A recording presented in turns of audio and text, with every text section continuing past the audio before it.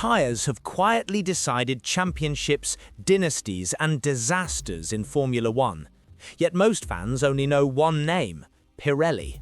Today we're going through the entire history of F1's tyre suppliers, from Dunlop and Goodyear to the brutal tyre wars with Bridgestone and Michelin, all the way to Pirelli's control of the modern era.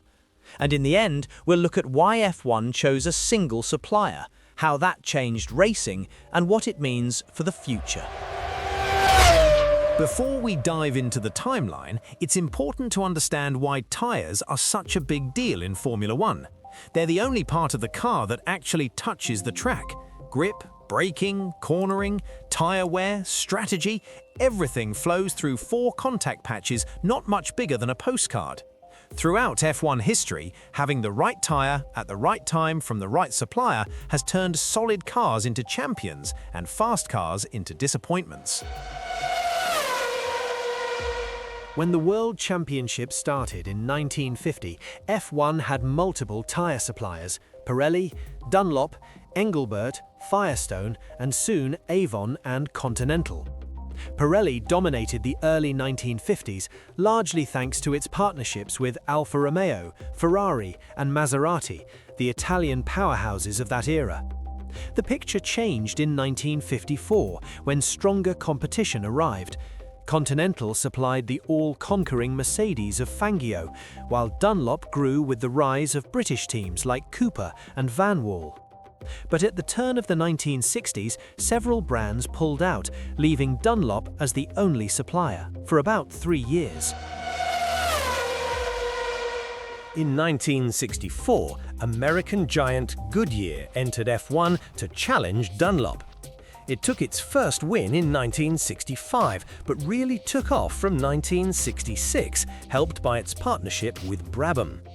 Then another American brand, Firestone, returned, this time to compete seriously in F1, not just at the Indy 500. With Lotus, Firestone had a big impact. Dunlop tried to fight back, especially through its alliance with Matra and Jackie Stewart in 1968–69, but the tyre war was clearly escalating. Across the 1960s, Dunlop still came out on top in total wins, 67 victories over the decade, but the landscape was changing fast. By the early 1970s, Dunlop quit F1, leaving teams to choose between Goodyear and Firestone. Firestone gradually lost top teams and ended up with mainly midfield outfits, while Goodyear invested heavily and became the dominant force, supplying Lotus, Ferrari, McLaren, Tyrrell, Brabham and more. Even with Michelin, Bridgestone and a brief Dunlop comeback in the late 1970s, Goodyear still closed the decade with 109 wins across the 10 seasons. The 1980s brought a more professional and global F1, with bigger budgets and higher costs for tyre manufacturers. From 1980 to 1983, Goodyear and Michelin fought a very strong battle. Michelin had improved massively by the late 70s, securing key partnerships, and in 1984 it had its best season, 14 wins with McLaren, Porsche and Brabham, leaving Goodyear with just 2 victories. Around this time, F1 also saw the return of Pirelli after 23 years away and a short-lived comeback from Avon between 1981–82, the last time F1 had 4 different tyre suppliers on the grid. 1983 and 1984 were also the last seasons with 3 brands supplying tyres. After 1984, Michelin left F1 despite its success, and the fight narrowed to Goodyear and Pirelli. Through late 80s and early 90s, Pirelli came and went, and Goodyear became F1's main supplier from 1985 to 1997, missing out on only 3 Grand Prix wins in that entire stretch. In 1997, Bridgestone re-entered F1, initially with smaller or midfield teams like Minardi, Arrows, Prost and Stewart. But by 1998, it had attracted Benetton and McLaren went on to win both the drivers' and constructors' titles that year. For 1999, Goodyear left F1, leaving Bridgestone as the only option for all teams, until Michelin returned in 2001, launching the last great tyre war in F1 history.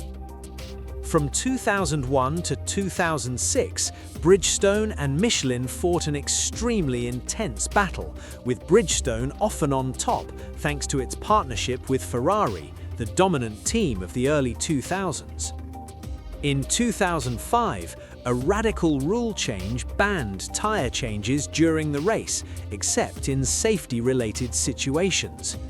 That rule hurt the Bridgestone-Ferrari package and shifted the balance towards Renault and McLaren on Michelin tyres. But 2005 also brought one of the most infamous tyre moments ever, the US Grand Prix at Indianapolis, where Michelin's tyres suffered serious failures, leaving only the 6 Bridgestone-shod cars able to start the race. In 2006, with pit stops back, Ferrari, Schumacher, Bridgestone were strong again, but not enough to beat Renault, Alonso, Michelin, which took the title.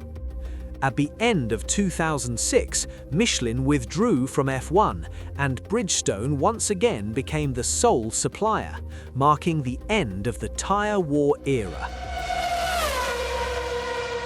From 2007, F1 moved towards what we now know, an official single tyre supplier. In 2007, Bridgestone supplied all teams after Michelin left, and from 2008 it did so officially under a single supplier contract with F1 and the FIA.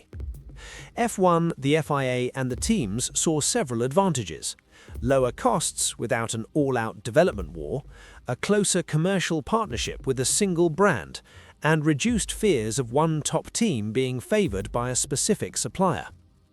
A single supplier could also focus less on pure performance and more on race behaviour, creating different compounds to influence strategy and overtaking.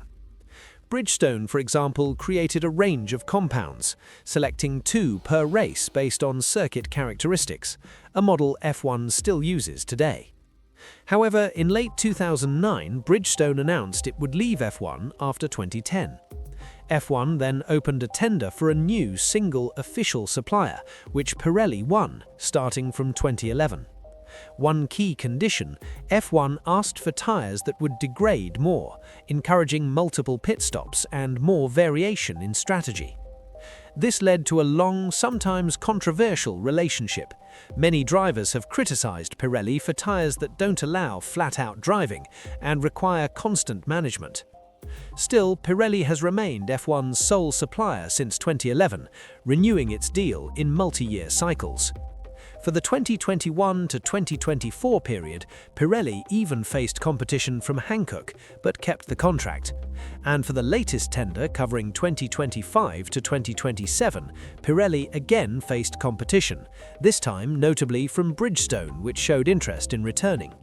In the end, Pirelli was confirmed once more as F1's exclusive supplier. So as of today, we're still in the Pirelli era, with a single brand responsible for every slick, intermediate and wet tyre on the grid.